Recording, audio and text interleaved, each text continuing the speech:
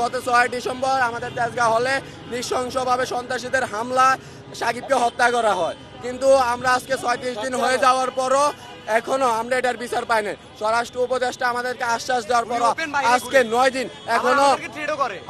দিন এখনো তাদেরকে গ্রেপ্তার করা হয় নাই। পুলিশ তাদের ব্যর্থতার সর্বোচ্চ যে এটা আছে ওটা প্রকাশ করতেছে। কিছুদিন আগে আমরা প্রশাসনের সাথে কথা বলছি, সবার সাথে কথা বলা হয়েছে, ওরা আশ্বস্ত করছে 10 দিনের মধ্যে আমাদের ন্যায্য বিচার দিবে। হ্যাঁ, তো 10 দিন পর ওদের কোনো কার্যক্রম নাই, উল্টা যারা মারছে তারা পুলিশের সাথে ছবি তুলে। আমরা কালকে তেজগাঁও থানা ঘেরাও করব, কারণ এখন পর্যন্ত আমরা আমাদের বিচার পাইনি।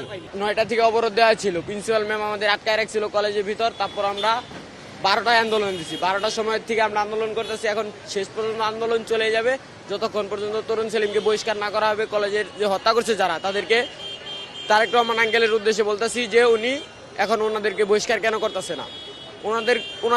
ওনারা আমাদেরকে প্রতিনিয়ত হুমকি দামকি দিয়েই চলেছে যে আন্দোলন করিস না, তোর আন্দোলন করে তোদেরকে মেরে ফেলবো, এরকমটা।